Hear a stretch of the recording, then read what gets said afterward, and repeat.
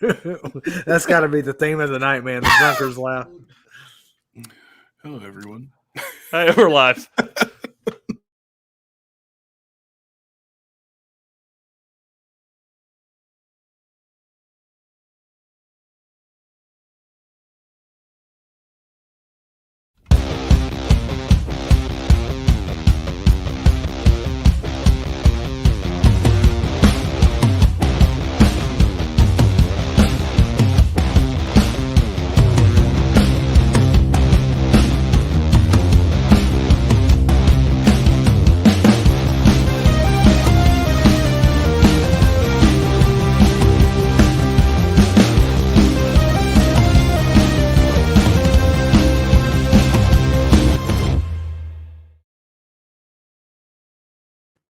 What is up, you beautiful people? This is Gary Horton. This is the NWA.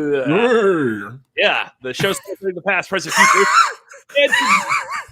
and greatest pro wrestling entity of all time. Of course, we're talking about the National Wrestling Alliance.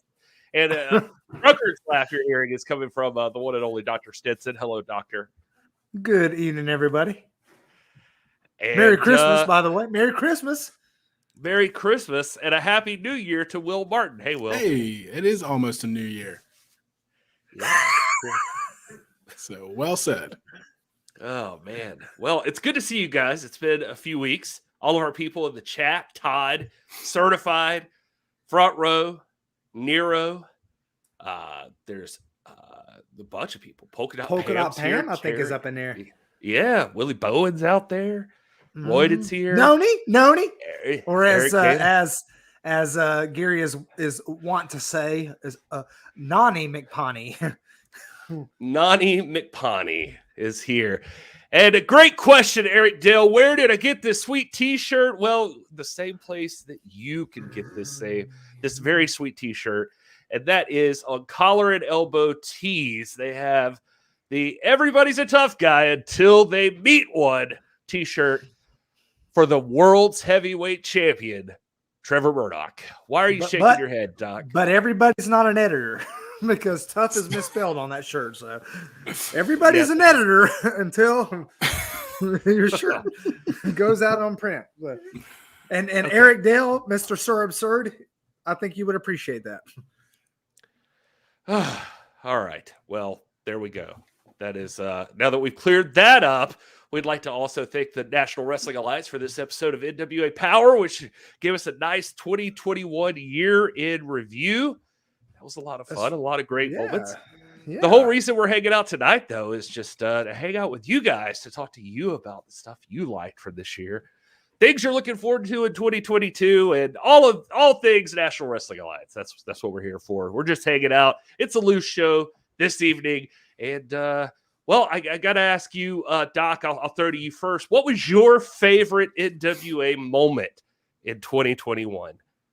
My favorite NWA moment in all of 2021 was probably the second of the three Nick Aldis Trevor Murdoch matches. The one in Charlotte when Nick Aldis buried the myth of Trevor Murdoch. Nevertheless, conspiracies abound in this company, and there would be a third match, which would alter the course of history. But to me, I think that second match was the defining match of the feud. And I don't think that we've heard, even though one of the two participants, I'm not going to say which, seems a little bit bewildered right now. I don't think that we've seen the end of that particular rivalry. Well, I thought he was going to say the moment with Scion in the locker room area, but I guess not.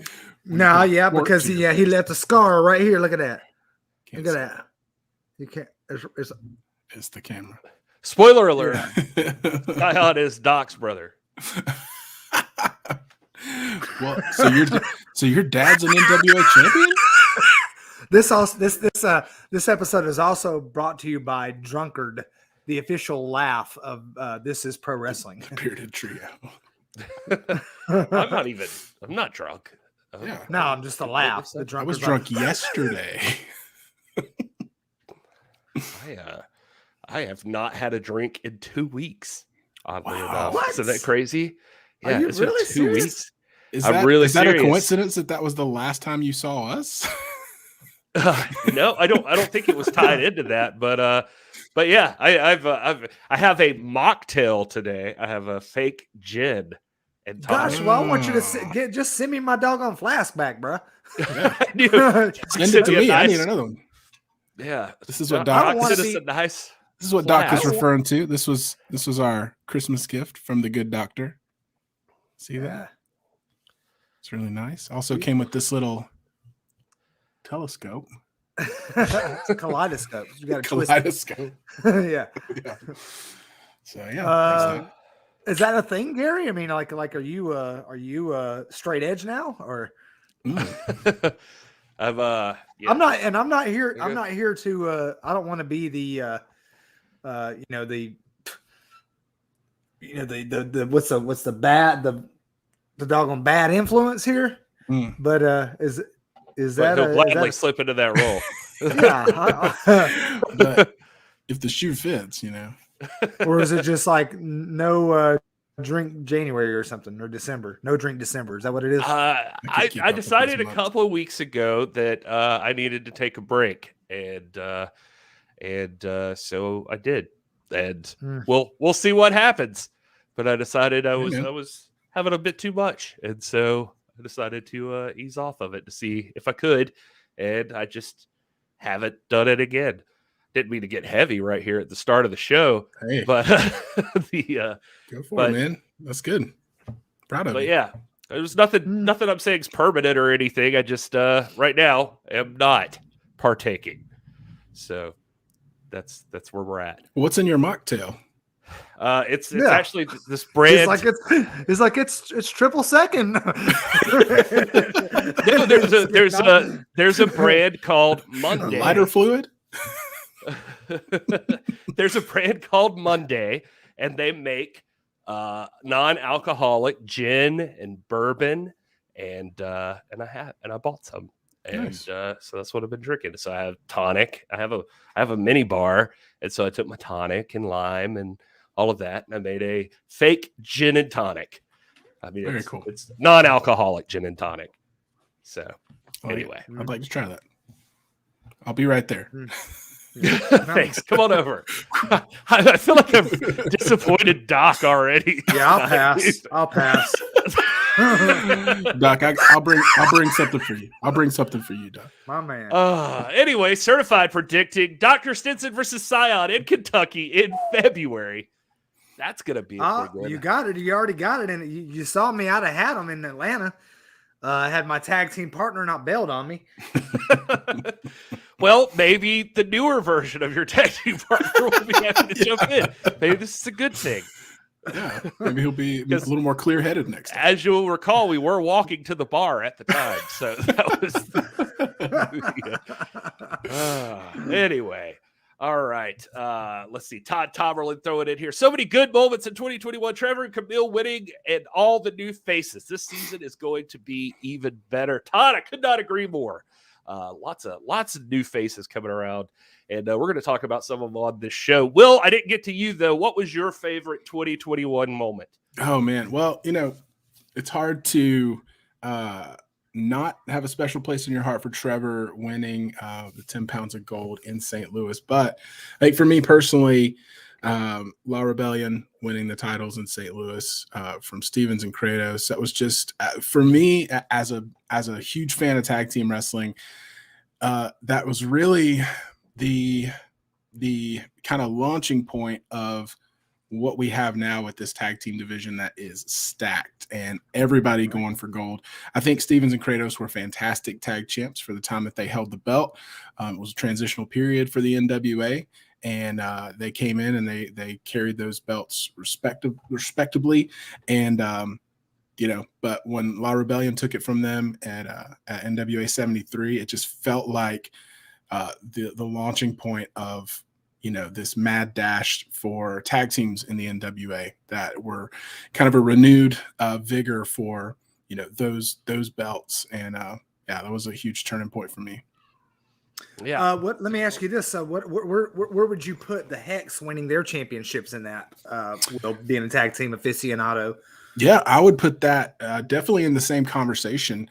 Those being new belts was definitely made it more intriguing. I think the one, and I don't want to say downside, but the one kind of overshadowing aspect of them winning was that it was in the midst of a history-making pay-per-view at Empower. So, they didn't necessarily come out as the headline, which is unfortunate. I think they've been the headline ever since, because we talked about week after week on this show, they are some of the most defending champions I've ever seen in professional wrestling in all my years.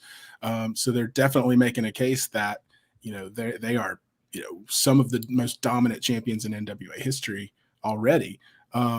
But yeah, that was certainly, that whole event Empower was just history making in and of itself. And so that was part of that. But I think the bigger picture there was just Empower as a whole, women's wrestling as a whole, women's wrestling, not as part of the NWA, but as the NWA. That was a huge statement.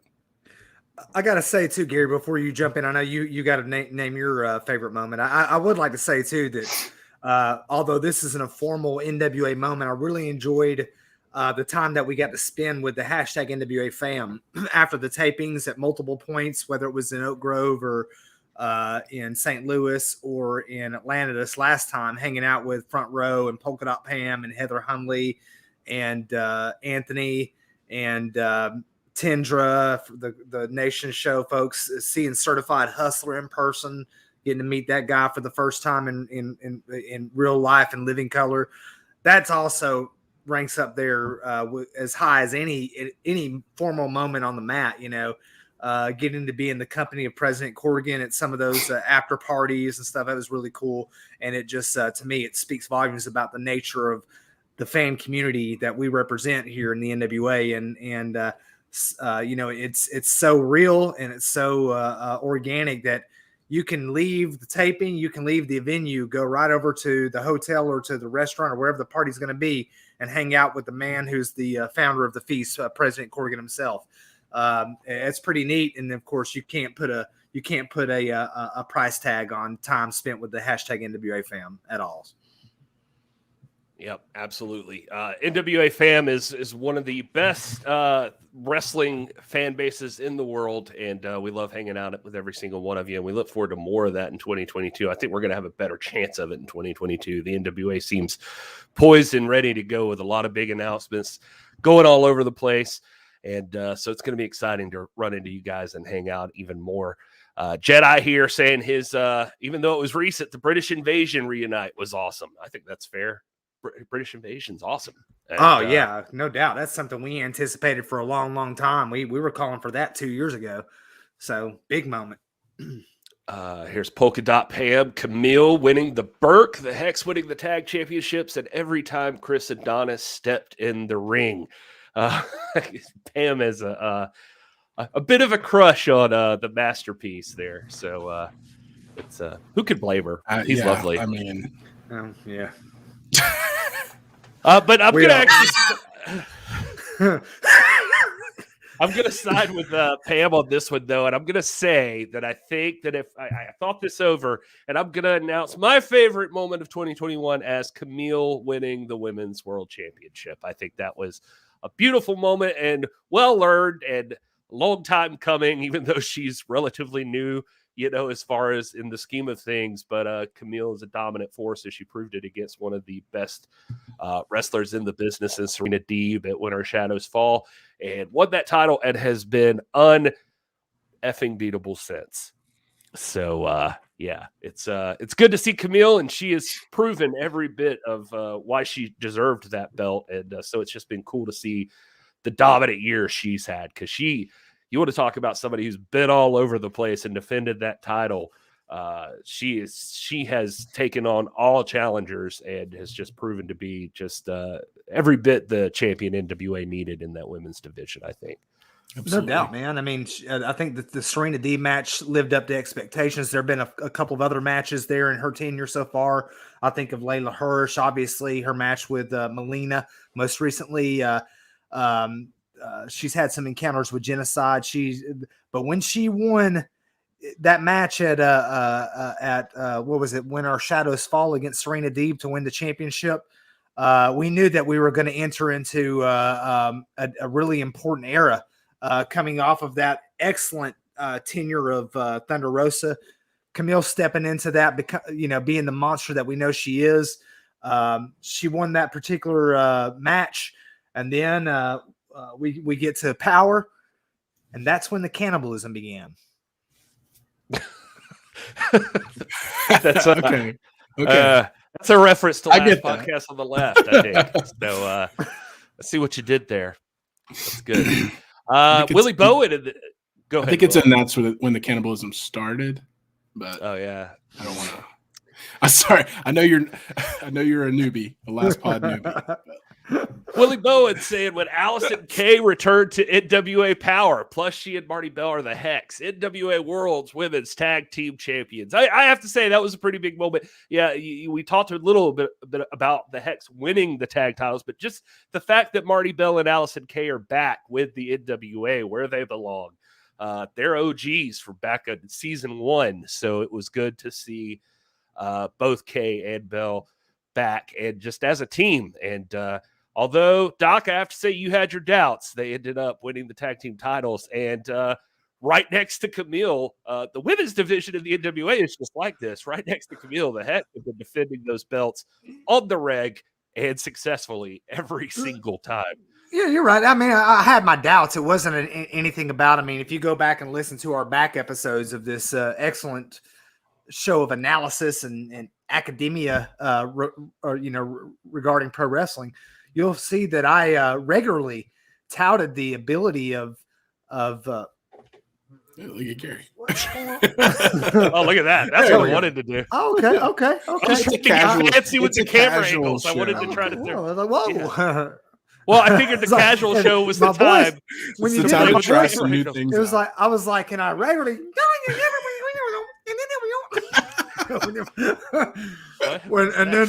then I regularly touted the It wasn't anything about their ability. I think we all knew that Marty Bell and Allison Kay were going to be a force if they could put aside past differences, because the last time we had seen Allison Kay and Marty Bell in the NWA, they weren't on the best of terms. So that's where I was coming from. But if you can let those things and put those differences aside and let that be water under the bridge, there's nothing standing in the way of the Hex holding on to these belts for a long, long time. Yeah, I totally agree with that. They've got it together. Like I said, the women's division is a tough one in the NWA, and the people that are on top of it are on top for a reason. Al just pointing out his favorite moment was when Scion slapped the doctor in the ALT. Or, choked him out. Yeah. Just, but anyway. I mean, we're just listening to the people. Nobody had that. Nobody had that. That was not a sanctioned event. It was. I wasn't prepared. I was running a 103-degree temperature that day. It wasn't COVID related. I mean, come on now. You hadn't turned in your papers. I hadn't turned in my W-9. I couldn't really engage him. Come on now. Scion is on top of that. Scion's a beast, and we've seen that. So I had all that working against me, plus Scion's a beast. But be all right. And plus my tag team partner, if I haven't said it yet tonight, my tag team partner bounced on me. I mean, just vanished, literally vanished. To be fair, I just kept walking. The other thing is I had another tag team partner there too who was filming, and he did nothing. That would have been this one. I wasn't even there. Yeah, it was the invisible cameraman. It was. I got you. That was you're breaking the fourth wall there. Those cameras are just set up. They're all just always running. Next, we'll be talking about the fifth wall, man. The fifth wall is like Spencer's. That's actually there's his kitchen. Oh, God. Oh my gosh, it's not. Anyway, Nation's Corner, Rob. Nation's Corner. Nation's Corner. Yes, I'm sorry about that. We listen. Nation's Corner is one of the greatest contingencies of hashtag NWA fam in existence. They may be the greatest. we've known them so long as Nation's Show. There's been a change in that operation, in that organization, but they are Nation's Corner. I apologize. I'm sure I'll mess it up again. But when I say that, I'm talking about Front Row. I'm talking about Tinger. I'm talking about, Anthony. I'm talking about that whole group that so faithfully supports us and the NWA and shows up all the time. That's what I mean. Yeah, absolutely. Annals saying, haven't listened to you boys for a while. Good to catch it live in Australia. Well, we're not in Australia, so no, just kidding. I'm just kidding. No, thanks for being here. It's awesome to see you, and we're glad to have you for sure. It's awesome to be live. We missed last week, and it was just the Christmas and not in Australia. That was good. That was yeah. good. Yeah, the jokes we're not in Australia. Coming. Yeah, y'all might not be. That's he does. Point. Will does have a different backdrop today. You don't know where I am. That's true. Yeah, because last time he had more. That's kind of a periwinkle background behind him. Before that was more of a lavender fuchsia. So that's my American background. That's a good point.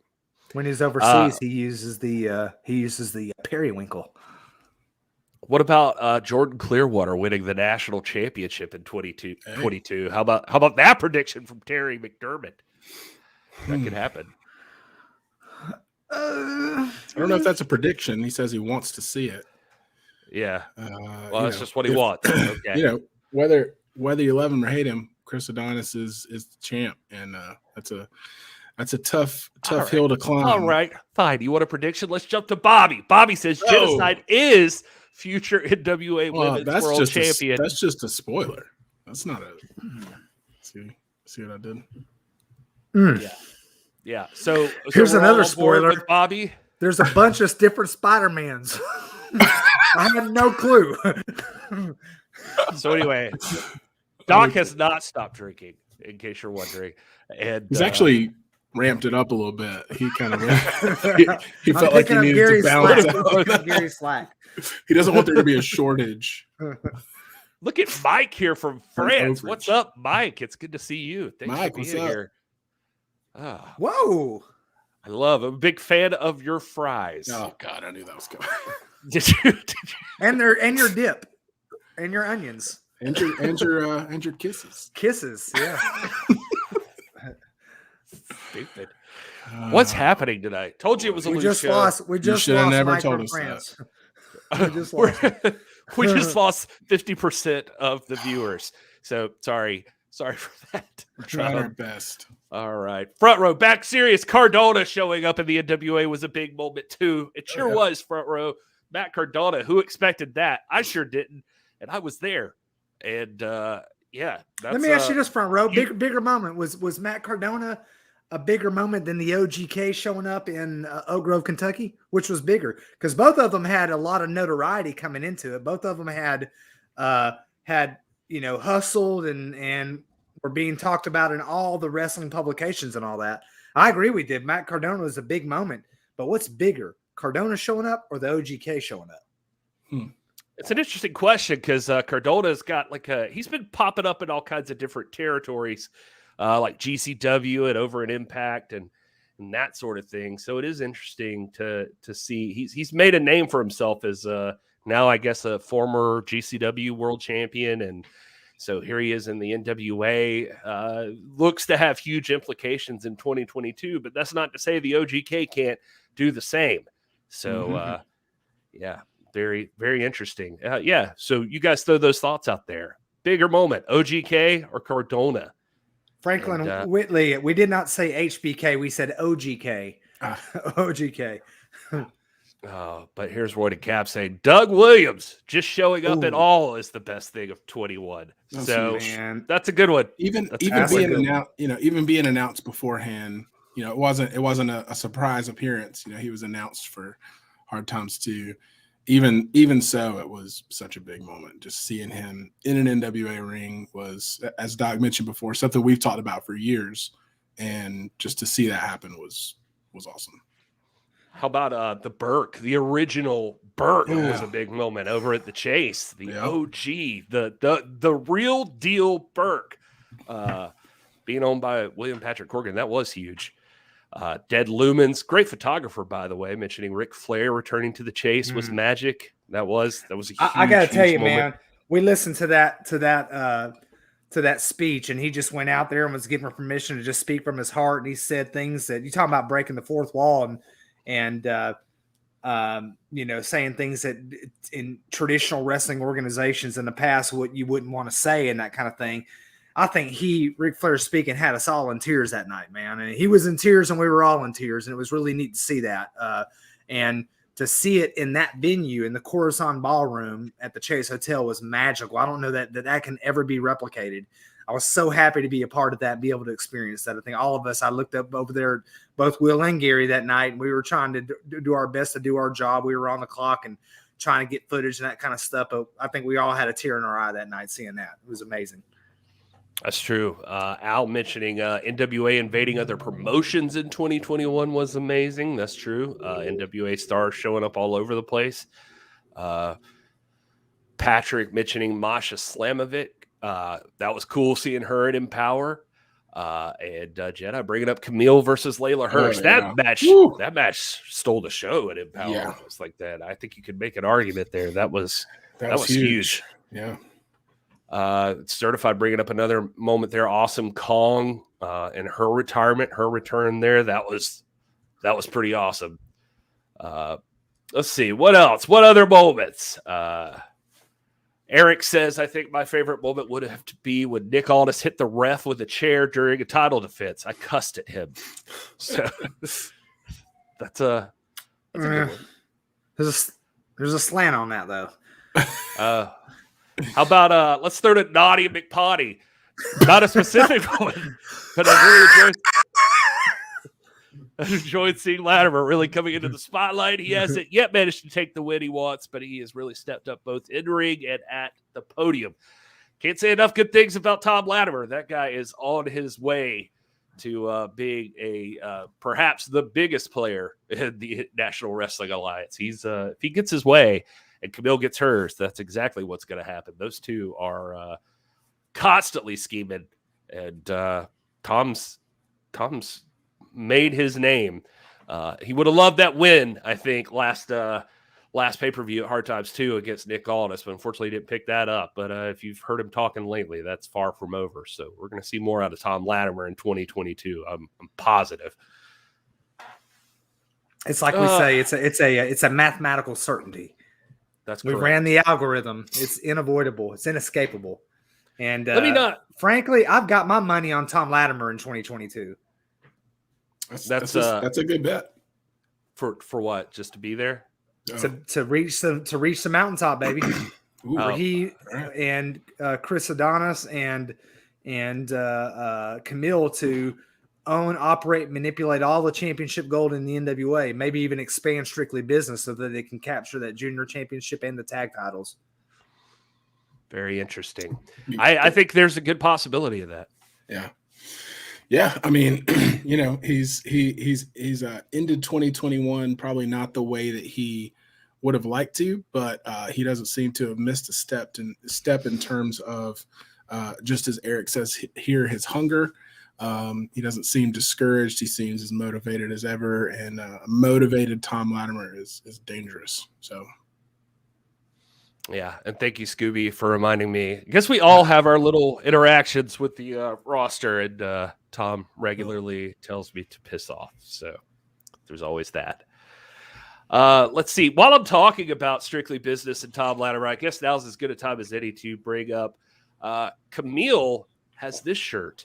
The Burke is Brick House. We talked about the Burke. We talked about Camille and her legendary reign. You can get this right now over at prowrestlingtees.com/NWA.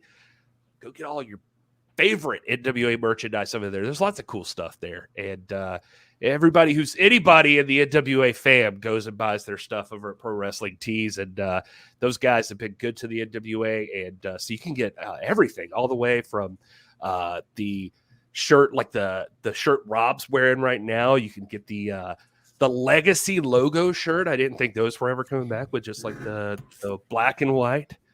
So yeah, there's a La Rebellion shirt. There's a La Rebellion shirt. There's all kinds of stuff.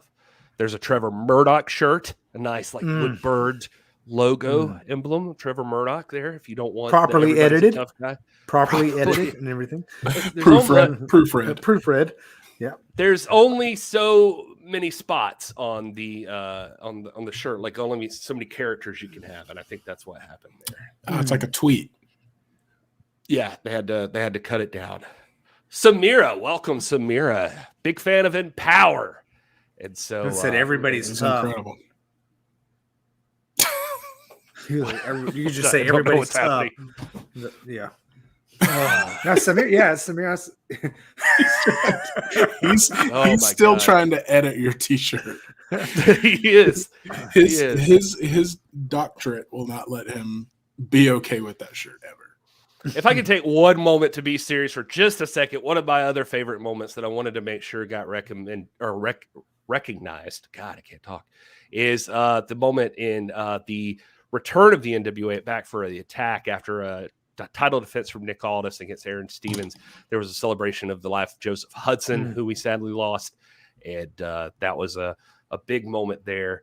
And sorry, I'm trying to get that comment off there. And but basically just a big moment for everybody just to take a moment and recognize Joseph and what he did as Josephus and as the question mark, a big part of the National Wrestling Alliance. And I don't want that to go overlooked. There was an emotional moment for sure for everyone involved. And she can see there, Aaron gave a little speech and just a special moment, I think. And guys, I think to all of us, Josephus meant something. And I know, Doc, you had interactions with him, so did I. And just it was a sad time this past year with that, but it was nice to see the NWA make the comeback and be able to honor him like he deserved in the middle of the ring there.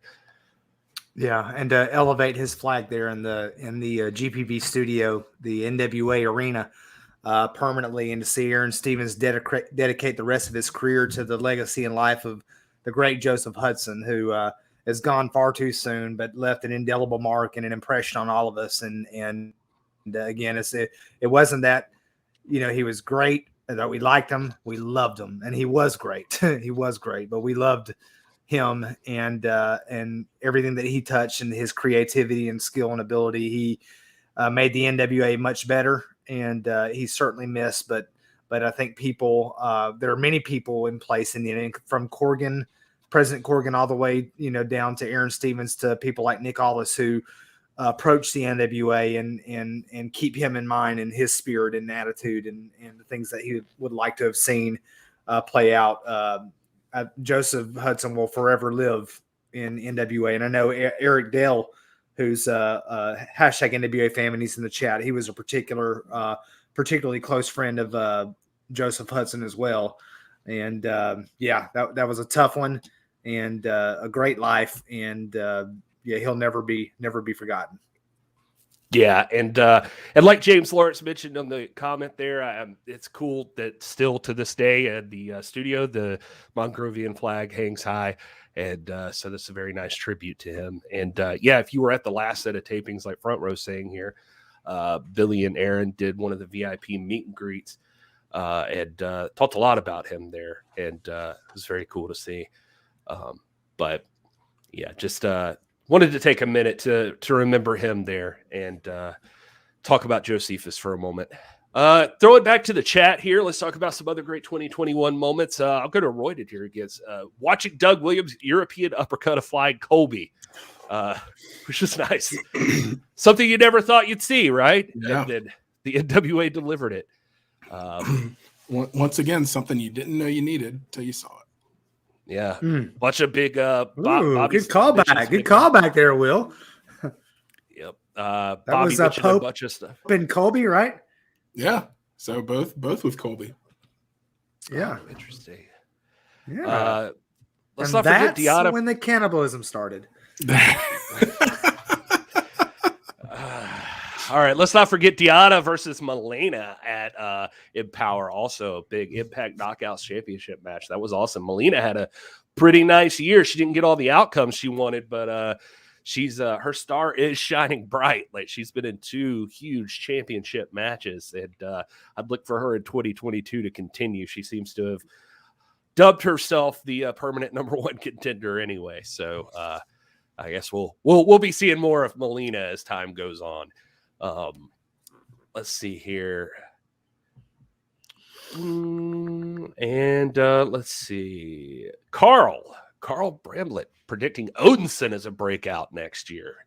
It's possible. That guy's built like a machine, and the end dominant. They couldn't get it done this past pay-per-view at Hard Times 2, but they're not out of the picture, that's for sure. Yeah, I don't see him giving up. Not their style. No, yeah. Odinson is, he can you call him a breakout star? Because he really has broken out. I think that I don't think anybody, and this is no shade at all on Law Rebellion. I think Law Rebellion are poised to be one of the dominant tag teams, but Odinson and Pero, man, I don't think anybody in the world, if we learn tonight that in some distant land, in some match that we weren't aware of, that the end defeated La Rebellion, I don't think we would be shocked by that. I think that in 100 matches, 50 of them go one way and 50 go the other way. You got 2 great tag teams right there, and I think Odinson's already there. But great point, Carl. I think we're going to see big things from Odinson and Pero this upcoming year. I'm excited about it. Yeah. Just had a birthday, by the way, Odinson. That's true. I will gladly do any self-promotion we can. So thank you, Caps, for that. Bearded Trio every Tuesday is the best part of 2021. Thank you. Thank you very much. That's so nice. Let's see here. Anybody else? The pursuit of the junior heavyweight title. That's a good one. I like that. I like that one a lot. And it actually reminds me, I did get a message earlier today from one of the people that's going to be pursuing the junior heavyweight title. And I have that here. It is Rob. Dr. Robert Stinson is going to be doing it. Yeah. No, that dude, as he's apt to do, has been doing his Ask Jamie Any things, and he always does his power reviews. Well, he also sent me earlier today and said if I didn't show this, then he would see me backstage. So we're going to play it. It's the Jamie Stanley End of the Year Awards. Thank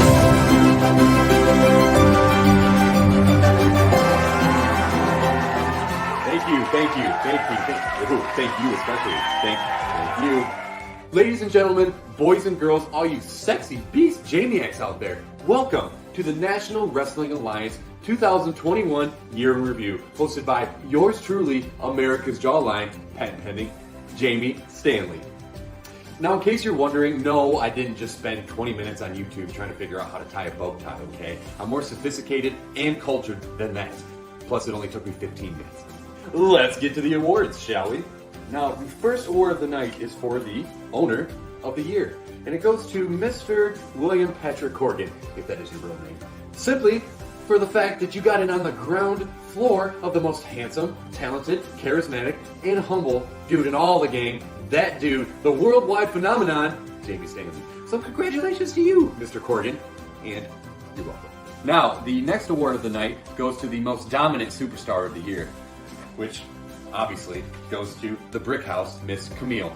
And it turns out you're also the prettiest, the smartest, the funniest, the most terrifying, and the most that I would least likely want to see in a dark alleyway. So here's to you. Maybe I will celebrate with sending you flowers, or maybe a cake. Can we bake a cake? Somebody bake a cake! Our next award is for the surprise of the year for the year 2021. And the nominees are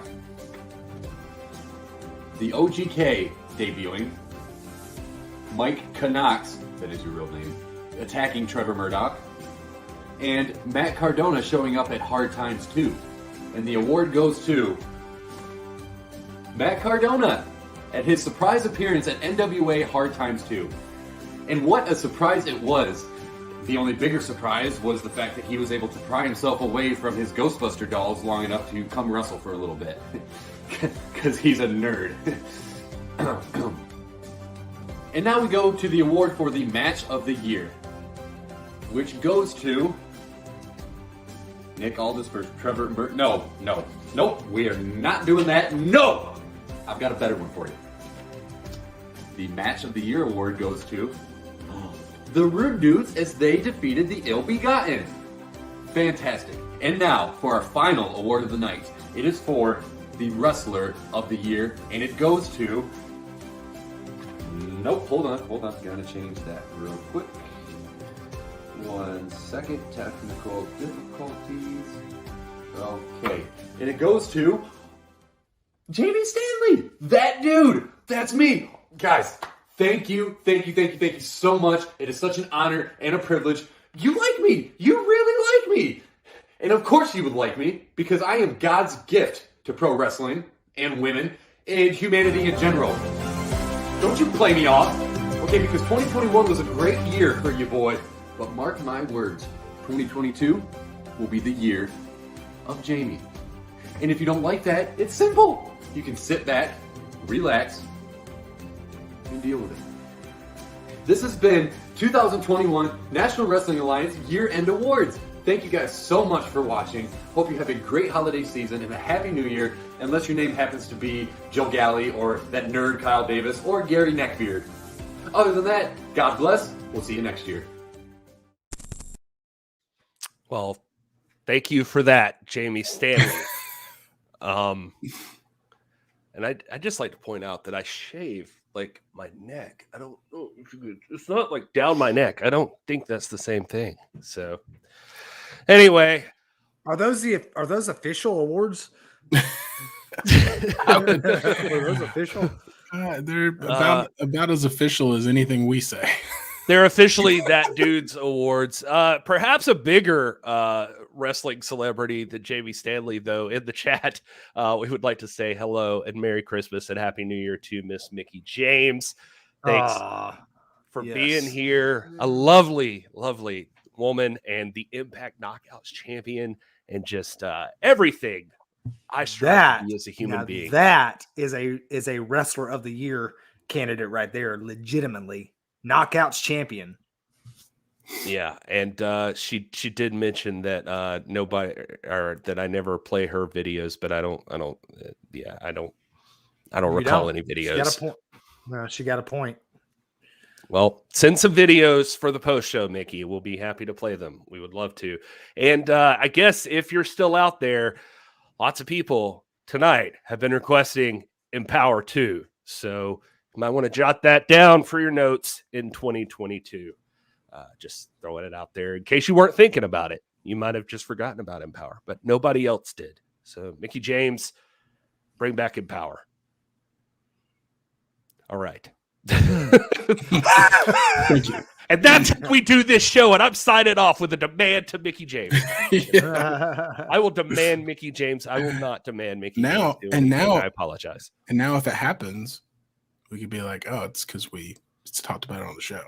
That's how it is. Because I remember when 4G came out, I was one step ahead of them. I was like, hold on now. Let me go to the drawing board on this. 5G. Boom. And like 4 months later it came out. Yeah. I'm ready for Empower 3.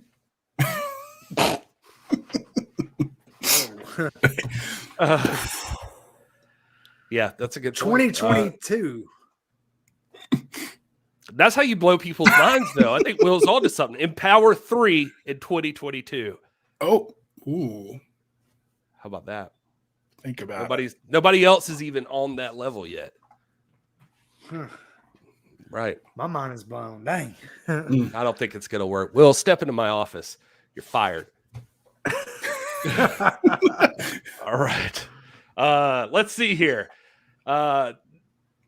Naughty McPawney, again, with the whole tag team division is set to be epic in 2022. La Rebellion, The End, OGK, Stevenson, Kratos. So many rad matchups to look forward to. You forgot the Dirty Sexy Boys. Oh. I don't know. British Invasion. British Invasion's up in that mug. You got the Fixers. Fixers. Oh, Fixers rule. Yeah, Rude Dudes. Oh, man. Jamie Stanley would be very disappointed in you, Noni. All right. Who will be wrestling against Camille at the 2022 Crockett Cup? That's a good question. Rob. I don't know, Bobby. Who are your predictions for who should take on Camille? That's a better question. Was she in the chat tonight? That's a question I would like to ask. That's what I'm talking about. If we're fantasy booking here, Yeah, just throwing it out there. Was she in the chat? And that opens up a lot of possibilities because you got Polka Dot Pam in the chat, you got Nani McPoney, you got Certified Hustler, and there are others in the chat that could challenge Camille. And there's one other. Bobby mentioning Kenzie Page is a future NWA Women's World Champion. So lots of predictions here. Another vote for Empower there. Trenda is in the chat. Oh, Trenda's here. That's good. I like her. Spent some time with Trenda there in Atlanta.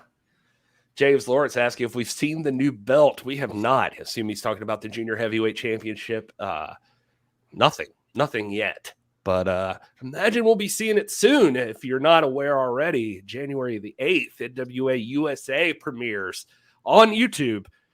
And so a new free show for everyone to watch. And it's going to largely focus on that Junior Heavyweight Championship series and the chase for that title. So we got to be seeing it soon, I would think.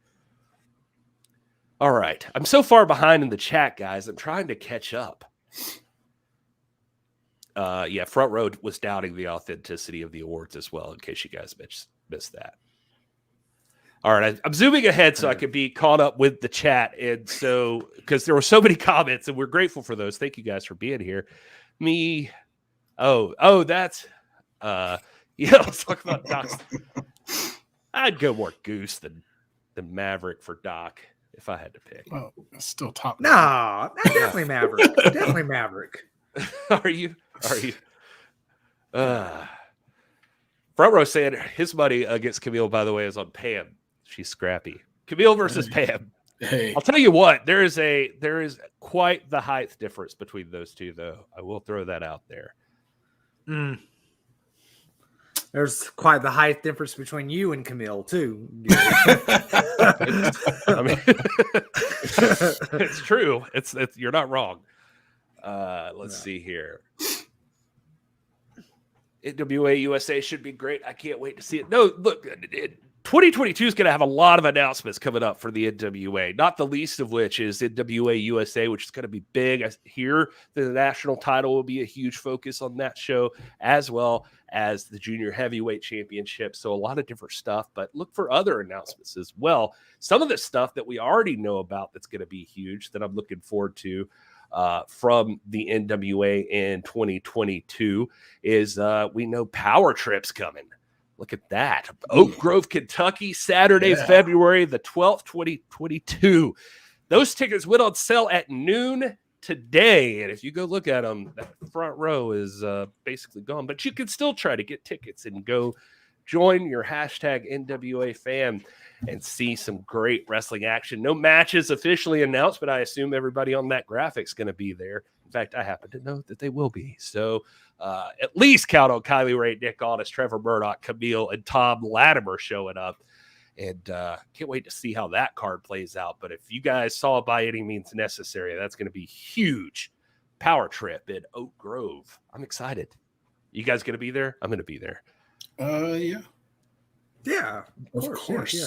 That's a Valor Hall, right? Yeah. You act like we're not all going to be there together. Certified, those tickets are on sale right now. NWATix.com. We need to talk, Gary? We'll be there with our mocktails. I was trying to stir up conversation. Come on. All right. Well, another thing happening on January the 8th, besides just the debut of NWA USA at noon on YouTube, you can also see the Duval Brawl if you're around the Jacksonville, Florida area. That's for Pope's Love Alive charity. You don't want to miss that. Trevor Murdoch defends the 10 pounds of gold against the Vampire Warrior, Gangrel.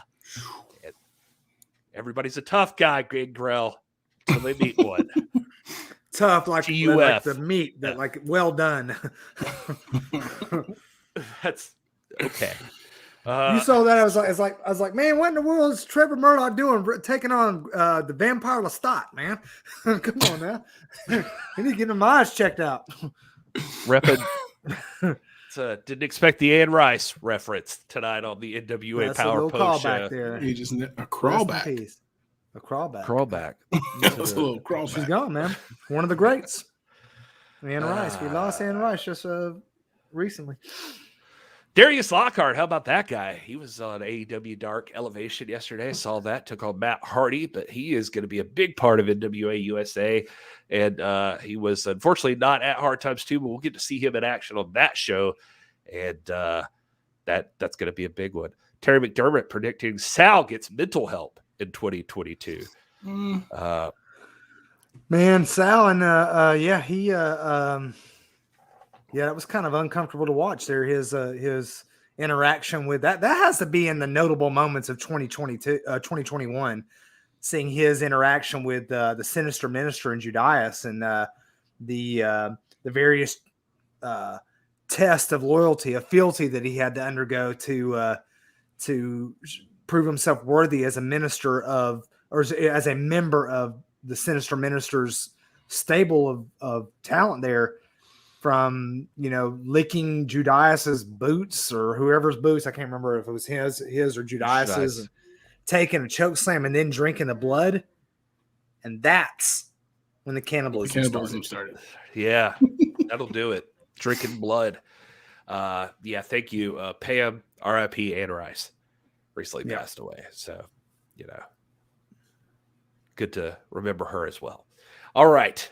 James Lawrence, congratulations. Just officiated first matches in Indiana. Went on the road with Shane Douglas. Look at that. Plans on working with the NWA in the future. We wish you luck, James. It would be cool to see you officiating a match in an NWA ring. We know you're a longtime fan of the National Wrestling Alliance, so it'd be cool to get to see you live that dream. Oh, he'd call it down the middle for sure. I know this guy. No shenanigans. He will not tolerate any shenanigans. That's what I hear. Terry McDermott wants to know what the worst moment of 2021 was. Or he was saying that was Sal. I can't tell which. Terry, I know you were close to Sal, and I think that's why it upsets you so much. I know that you and Sal were like this, and it stinks to see him turn to the dark side. But here we are. You guys are a bucket of fun today. Thank you. I get called that a lot. Oh my gosh. Yeah, Chico, we did reference Josephus earlier and talked a little bit about that, but definitely RIP Josephus. All right. Let's jump. Doc, you did some rankings for us heading out of 2021. Yeah, we did. Yeah, we did. Let's have some fun with this. Yeah, so let's talk about Doc Stinson's rankings, or I guess it's our rankings or whatever. The unofficial rankings. Just like Jamie Stanley, Doc brought his own award show. These are unofficial? These are officially your rankings. Yeah. Let's start with the women's tag division. Here's what Doc brought us. I will tell you what's women's tag team rankings. Go ahead. I'm going to tell you what's not unofficial is that number 1 is the Hex. That's definitely official. Right? Yeah. I would say so. They've got the tag team titles. Yeah.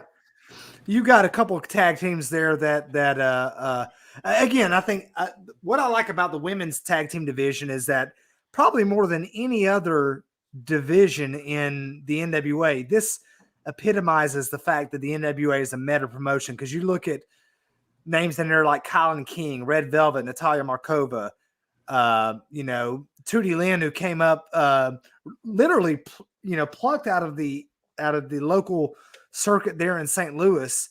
And all of these make up a very promising tag team division. But you can read the names there. I won't read them to you. You've got the Hex sitting there at the top, but Taryn Terrell's stable of Genocide and Pale Ablaze, I think you got to be looking at them as potential spoilers in 2022 to win those tag team titles, maybe. Or if not, Kylie Ray and Tootie Lynn, who is quickly becoming America's favorite tag team, I think. Yeah. These I think they called themselves backstage. We heard them referring to themselves as the Smiley Dragons. Tootie and Kylie Ray. So They're at least precious, but they're great wrestlers. Yeah. But the only part I worry about with those two is that the Hex, they don't play games. When that bell rings, the Hex are as mean as they come in the middle of that ring. So they look sweet there with their smiles, but they are not that way. I agree with you there, and I would also say the same thing about number 3 on that list, though. You know, Kylie Ray and Tootie Lynn, I mean, they are two of the sweetest people that you'll ever meet. For some reason, I mean, go watch their in-ring competition. As soon as that bell rings, they become a different kind of fierce, and the whole demeanor changes. So, you know, can't count them out for sure. Yeah. All right. Well, let's look at the men's tag team rankings while we're just dancing around with the tags. Okay. Well, obviously, La Rebellion sitting at number 1, and after Hard Times 2, I guess the end has dropped down to number 2, Doc. Or they're still at number 2 for you, I guess, is what I'm getting at. What makes you put them there, say, over like the OGK at number 3? Let me say first before we move on to these, and I'll answer your question, but just to respond to Jedi Warrior mentioning the surprise at seeing Kylan King and Red Velvet on the list. Remember that it was Kylan King and Red Velvet that the Hex eventually defeated in that championship tournament in St. Louis to win the titles, and so they're ranked in there by virtue of that. And you know, we've got to see more tag teams in the women divisions emerge. And we'll see that in 2022 for sure. The question about the ends placement on this list as opposed to the OGK. Remember, the OGK got that big victory over Stevens and Kratos earlier in the year. And Stevens and Kratos, being former tag team champions, presumably they would definitely be, if not number 2, definitely in the top 5. But I think the ends victory over them solidifies the OGK. That victory solidifies their position as knocking on the door. In the end, I think, have clearly established themselves as the number 1 contender to the championship. So there's lots of wiggle room there and lots of argument to be had. But I think any one of these tag teams, when you're looking at the top 5 here, number 1 being the champions and then the number 1 contenders being number 2, on the way down to number 5, Stevens and Kratos, I think the margin of error between these 4 or 5 teams is so thin that any one of these could end up emerging as the tag team of the year in the year 2022. Yeah, I totally agree with that. I love James Lawrence mentioning here, since the NWA is a meta promotion, what about them boys? And man, I tell you what, the Crockett Cup is definitely coming up pretty soon. And if there was ever a team that had a reason to show up at the next Crockett Cup, it was the ones that felt like they got screwed out of the last one. So them boys have been making a name for themselves out there all over the place. I would not be surprised to see the Briscoes show up at Crockett Cup. Yep. Now, if you're looking for fans of the Briscoes, look no further than the Bearded Trio. We have all been very high on this tag team, and I think, again, we're not involved in player wrestler contracts or anything like that, or booking, but I think it's a matter of time before we see the Briscoes end up here. It should be, at least. Yeah, absolutely. And let's see here. What else did I want to catch? Oh, Eric Dale talking about, speaking of turning to the dark side, Stevens and Kratos. I think a sadistic side is reemerging in Aaron Stevens. So watch out, tag team division. Yeah, they were ranked at number 5 there, Doc, but they had a big win the last regular NWA Power. And you saw that side of Aaron Stevens coming out and definitely helped secure the win. And Kratos seems more than happy to see that version of Aaron Stevens reemerge.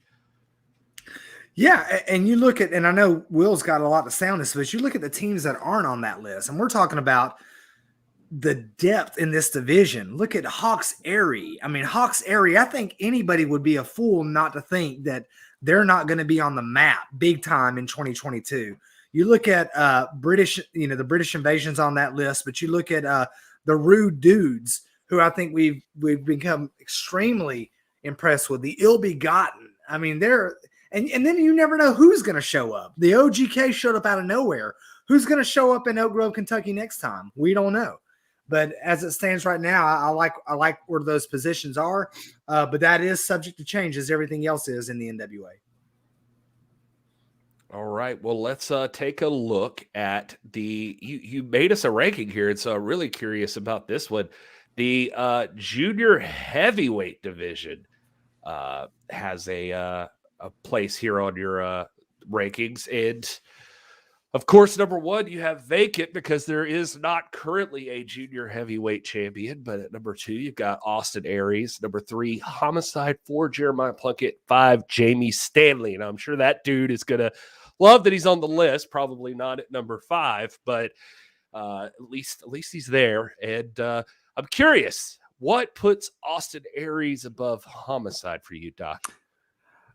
Like I said in the previous rankings, I think when you're looking at these two at these names here, the margin of error between them is so slim. You could easily flip Homicide and Austin Aries. Austin Aries won that qualifying singles match. Homicide won that qualifying match as well. And then you look at names like Jeremiah Plunkett and Jamie Stanley, who I think conducted themselves in such a way in that gauntlet match. To be, to move on in the junior heavyweight contentionship.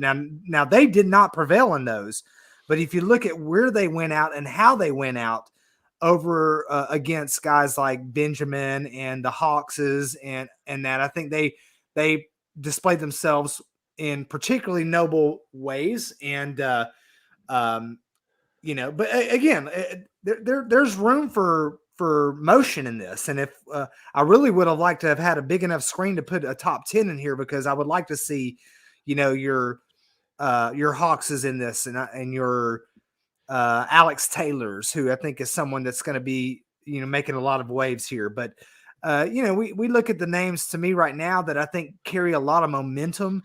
And to me, 2, 3, 4, and 5, it's irrelevant. You got 4 names right there: Austin Aries, Homicide, Jeremiah Plunkett, and Jamie Stanley. I think they're going to be making a lot of waves. But there are names that are not on this list that will be too. Guys like you guys mentioned them earlier, Darius Lockhart. Darius Lockhart would probably have been on this list if he had been able to compete, and for circumstances outside of his control, he was not able to. But I would like to see the counter argument against a Jeremiah Plunkett or a Jamie Stanley. I would like to see someone argue that they don't deserve to be mentioned in the top 5 alongside others. So, that's kind of the rationale. I don't know if that makes sense or not. Probably not. Yeah. I'm looking at stuff like James Lawrence saying I'll take Aries over Homicide because of him being in better physical shape. Homicide's dangerous, but physically Aries could take him out into deep water and drown Homicide. That's an interesting perspective to have on it. Aries, just has that professional, just an all-around great professional wrestler. I think my thing with Homicide that I was thinking was he actually won that 12-man gauntlet match, and he's in the finals of that division right now. So he goes straight to the championship matchup, while Austin won his qualifier. He is now in a tournament basically to get there. And that begs a lot of questions, though, Gary. I mean, this is the debate that we often have about the validity of gauntlet style matches or battle royals. There's a certain sort of skill set that you have to win a match like a gauntlet match, and there it's different in a singles type match or in a tag team match. And I think ultimately what we're contending for here is the World Junior Heavyweight Championship. Someone mentioned Kerry Morton. Kerry Morton made it very late. I think he was the 10th or 11th man to be eliminated. But looking at pedigree, looking at resume, do you think one-on-one in a matchup for the World Junior Heavyweight Championship, all things being equal, does Kerry Morton beat a Jeremiah Plunkett? I don't know. Can he? I think he's certainly got the pollination to do it. He's got the breeding to do it. He's certainly got the talent. But Jeremiah Plunkett is such a seasoned veteran. We heard people backstage talking about him being a general in the ring. And, wrestlers don't throw that term around very lightly about their peers. Jeremiah Plunkett is a general. Jamie Stanley. Jamie Stanley has impressed us in other regards because he brings, I think, a lot of skills. We've seen him compete with success as a tag team wrestler. We've seen him compete with success as a singles wrestler. This is a guy who can do it all. And so I think, all of them bring different things to the table, but it's not as easy as saying, hey, Homicide won this match and therefore, he should be here. You could put Homicide number one. I wouldn't argue with that. I'm just saying there are lots of intangibles you have to consider, and that's what makes this particular situation with the junior heavyweight championship picture so intriguing. Who knows? I don't know. My rankings might play out to be complete bunk. They probably will, but those are the rankings I'm going to stand by. And all the more reason to watch starting January 8th, NWA USA, as we see a lot of these guys on this list and the ones that aren't on the list that we just mentioned competing and all going after that title. I mean, we're going to see a lot of moving and shifting in these rankings, but you're going to have to watch to find out. And I'm excited about that. I mean, it's another layer of, I feel like every few months, at least in 2021, it was this way. And it looks like 2022 is going to be no different, but NWA just adds on another layer of something interesting. It was, we had the Champion Series this past year. We had the women's tag titles. We had Empower. We had, the tag team division getting, going all out like it has the past few months. And, this is just another layer of that. So I'm super excited about it. But Rob, I commend you. You did a good job with what you had to put together a list based on your logic. And, I don't fault you for that. I don't see any big gaps in that. All right, well, let's move on in these rankings. Let's talk about the women's rankings right now in the National Wrestling Alliance. Obviously, at number one, no argument from anybody, I would imagine, that the number one competitor in the women's division in the NWA is Camille. She is the women's world champion and so far completely unstoppable. So, I don't think we're going to disagree on that. Now, number two is Melina. Number three, Mickie James. Number four, Kylie Ray. Number five, Genocide.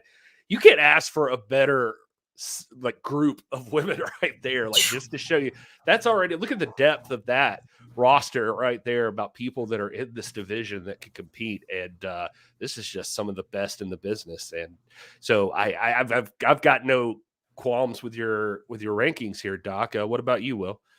No, I mean, that stands up right there. I mean, I think the only thing you could question is Melina there at number two. But, again, we keep saying it, she's a living legend. She had a great opportunity to chase that title. And we've heard from her since she failed to capture the title that she's not losing momentum or steam. She's still considers herself the number one contender, and it looks like Doc does as well.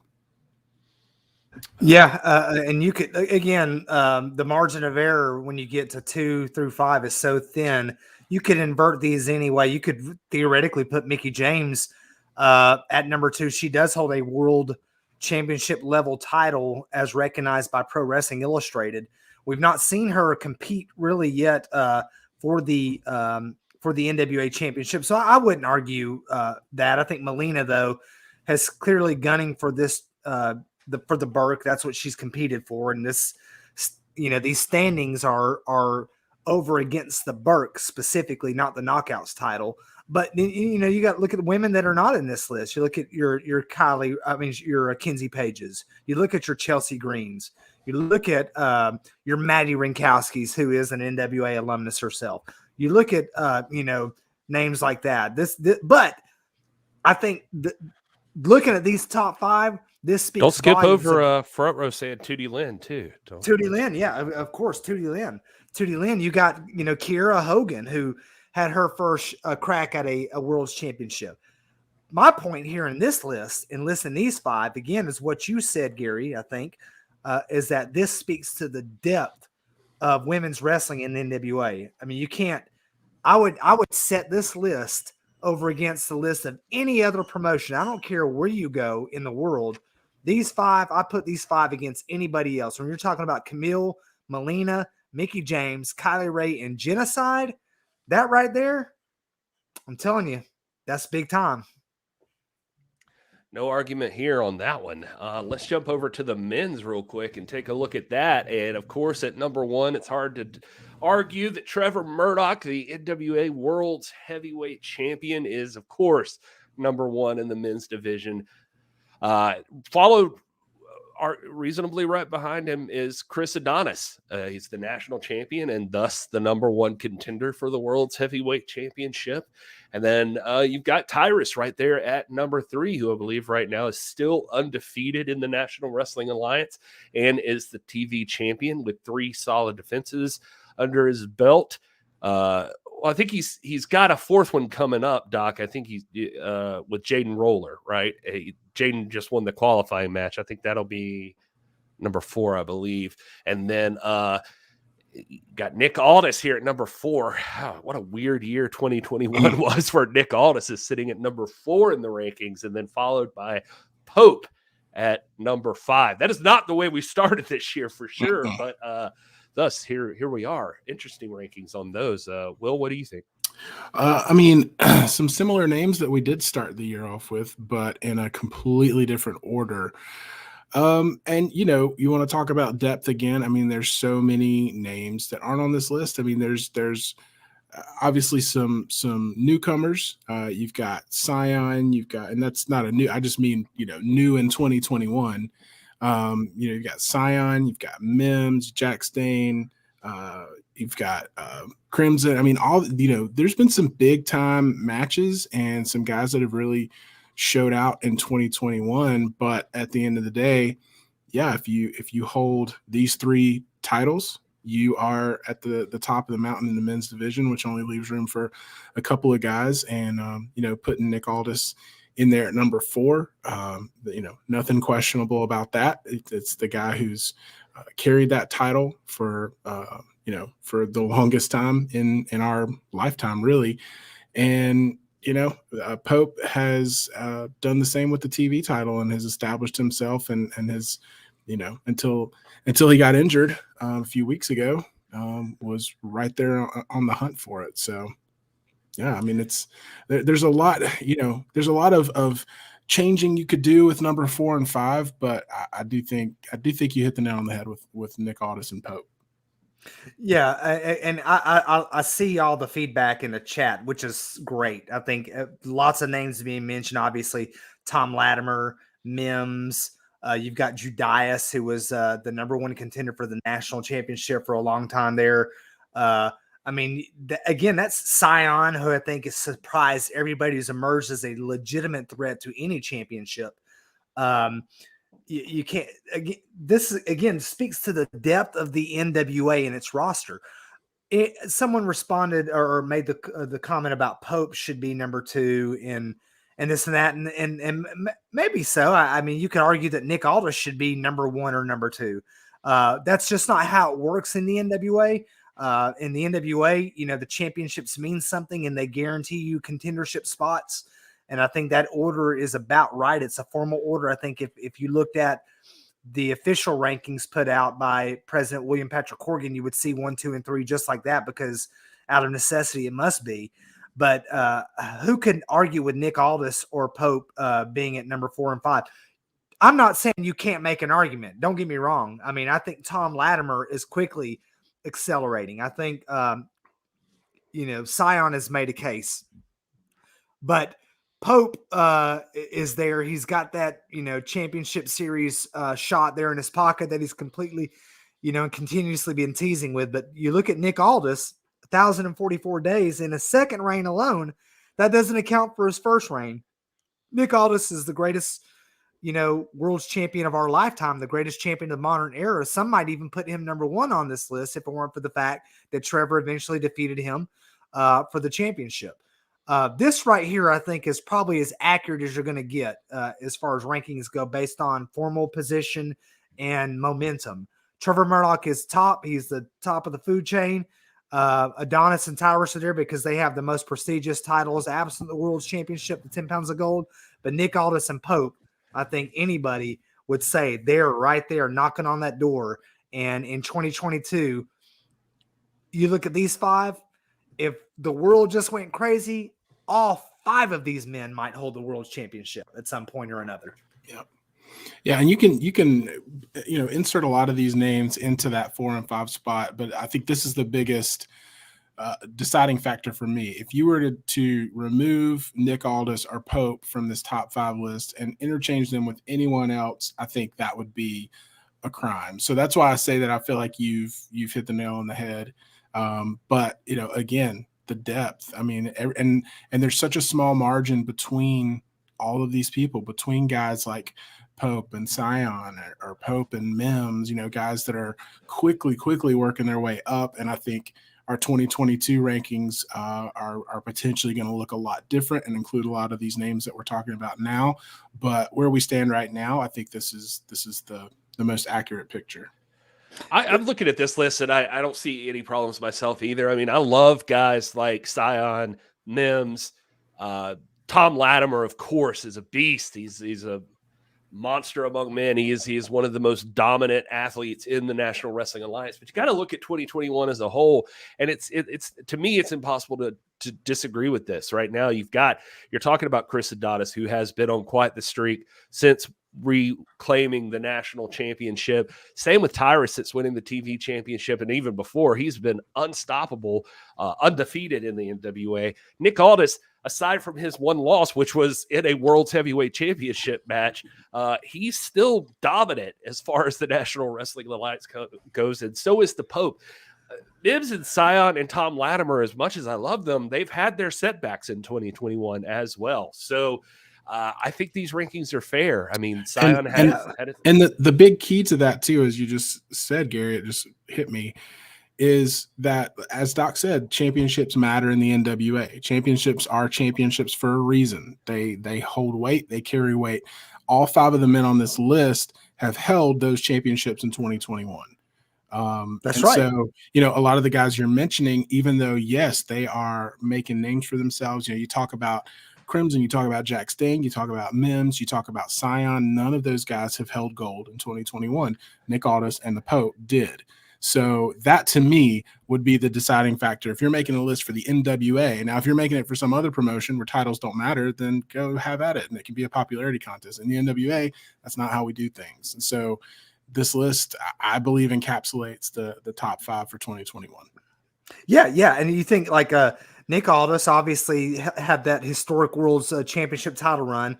Pope had the TV championship. Chris Adonis is not only the national champion, but he's also the most recent national champion. He's the current former champion too.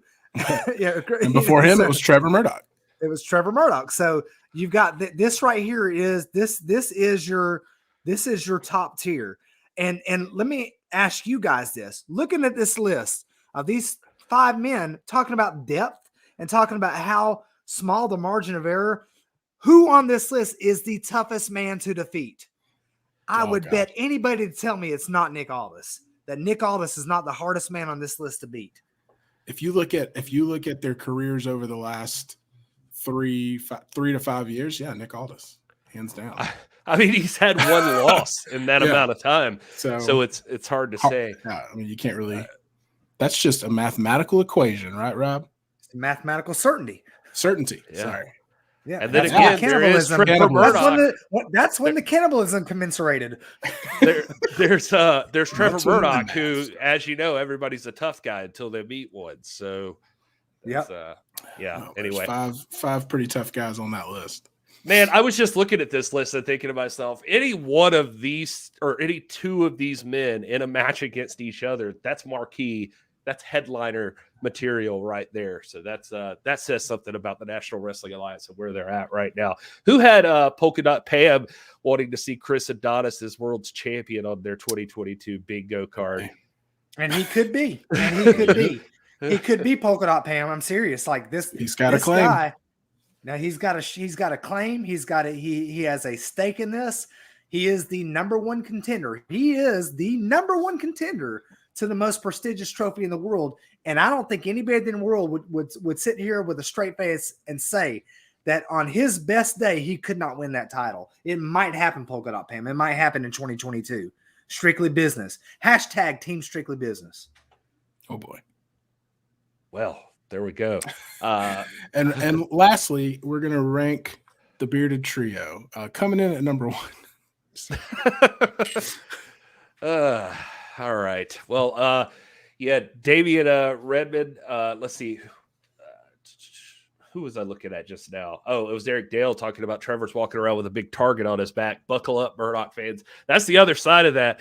Right. Every single person in that list, except for Tyrus, and he's pretty close, has an immediate claim to a world title shot with Trevor Murdoch. So Pope from the Champion Series still has his shot. You've got the national championship automatically gives Chris Adonis the shot. Nick Aldis, of course, would be owed a rematch if he chose to cash that in. And let's come on, Damian. Come on, Damian. My Get man. with it. Listen, No, leave that up. I was going to give us another compliment here. Caps being nice. Point. We got NFL level with great wrestling conversation. Thanks. And it's good to have you, Caps. You're always a big contributor to that. So we appreciate you and everybody here right now hanging out. Let's see. Damian wants Joe Hennig in 2022. I think that's it. He's just predicting who's going to choke out Stinson next year. Oh, so, I'm here for that. Yeah. I'm all here right, for no it. offense, Rob. I'm just a big Joe Hennig fan. Or maybe Scion is Joe Hennig. Nobody knows. Ooh. You know? Maybe just Scion. blew everybody's mind. Maybe Scion is Hammerstone. Well, he doesn't do that anymore on the I don't know if you've seen Hammerstone. He doesn't do that anymore on the virgin gin and tonics. in the olden days, you say Hammerstone, and Gary Horn loses his mind. How about I'm on? I don't. You know, he's in a separate promotion, and he's signed. He just re-upped for a few more years, so I don't think he's really the. Doesn't matter. Well, this is the NWA. The fifth door, baby. The it's sixth the door. NWA. I'm one step ahead of you. The seventh door, baby. We open the seventh door. Yes, Royded Jack Stade still, it looks like officially has his cash-in opportunity as well for that title. So yeah, that's a big deal. So does Colby Carino? Colby Carino. Okay, just making sure I remembered that correctly. I saw they were traveling. Him and Wrecking Ball were traveling up to take on Trevor Murdoch and who is Murdoch's partner? I can't even remember now. It was a cool looking match at one of the shows. I think it's like in Indiana or somewhere. It's pretty interesting. Patrick wants to see the bearded tree in a loser shaves beard tornado match. Well, we've already had that. Ultimately, I lost. I saw your pic on your social media of you beardless today or yesterday. Yeah. With your emo haircut. And when I had hair, I look good. You had a bunch of it, man. You had a bunch of hair. It's wild. What happened? Follow me right there if you want to see that kind of content. Oh, before we get out of here, I mean, this Joker looked like got sexy. This Joker was like, "Do you have the time to listen to me?" That Joker has some hair like doggone, like freaking what's the guy? Gerard Way, man. He had Gerard Way hair, man. Yeah. For over 70 years, one name has stood for history, legacy, and tradition in professional wrestling, and the centerpiece of that legacy is the original lineal heavyweight championship of the world, the one that started them all, known to many as the 10 pounds of gold. Now, by popular demand, you can own your very own symbol of excellence, as the NWA has teamed up with Fandu Belts to bring you the official replica of the NWA World's Heavyweight Championship. This meticulously handcrafted belt is available in two options, the original pre-2021 Glory, as well as the revised 2021 version with the UK plate updated by yours truly. Own the granddaddy of them all, the 10 pounds of gold. To order, visit fandubelts.com/NWA. And during that break, we had our match, and Will did lose. So there's Will's new look right now. Oh, man. Oh, I'm so sad. I'm so sad and heartbroken, man. I'm so sad. I'm so I sad. thought that we met an arrangement when you went away. Uh-oh. Thank you, Scooby, by the way. Long ago. Homicide and Trevor versus Colby and Wrecking Ball in Brooklyn, New York. That's going to be Oh, yeah. Yeah. Bobby wants to see more of Natalia Markova. Hey, hang on tight because January 8th, NWA USA debuts on YouTube at noon that Saturday. And I can promise you, Natalia Markova makes a huge impression all over NWA USA. So if you like the Russian crush, you're gonna get your fill with NWA USA. What are you grinning so big about, Doc? I just can't stop thinking about that Will Martin pick. Will Martin sounds like a band name too, man. Like a band member. Like probably lead guitarist Will Martin. For just put a question mark on the end. We're blushing on the green. Will Martin. Will Martin plays for the blushing on the green. We need to think of an emo band name for our trio. Avada Kedavra. God bless you. Now, someone in this, I bet you Polka Dot Pan gets that. Listen, I don't know who will with two L's. She'll be like, oh, well, hold on now, Doc. That's one of the 3 forbidden curses. You're off to Azkaban. All right, we got to wrap this thing up. It's 9:00 Eastern time. Thank you guys so much for being here. Listen, pay attention this week. I promise you, there's going to be some huge announcements coming from the NWA. It's going to be a lot of fun. Things are about to pick up in a big way. You thought 2021 was good. It was just the comeback. It was just getting the footing. That's what the National Wrestling Alliance was doing. But in 2022, already 3 months in a row, besides your NWA Power, besides the debut of NWA USA, 3 months in a row, you've got Duval Brawl coming up. You've got I just forgot the name of it. Power Trip. Yeah, Power Trip coming up. And then in March, we've heard the rumblings, Crockett Cup. The return of the Crockett Cup. I mean, this is going to be a big deal. The National Wrestling Alliance is firing up, and that's just the first quarter of 2022. I don't know what is wrong with that guy. Cheers for beards. That's too good. Good job, Noni. Good job. Cheers. We'll name the first song after you, Nani McPani. All right. Thank you guys for being here. Thanks to all the hashtag NWA fam, everybody who's watching NWA Power, everybody who's going to watch NWA USA. Business is picking up. Noni means yes. No, means yes. Whatever. Go ahead. Carry on. We gotta go. Yeah, it's time to go. So anyway, this is why I was drinking. I remember now. Anyway, I told you, man. It was easy when you were away from us. All right. Well, thanks so much, guys. 2022 is going to be huge. We can't wait to see you guys then. Have a happy new year, and we'll talk to you then. Until then, enjoy.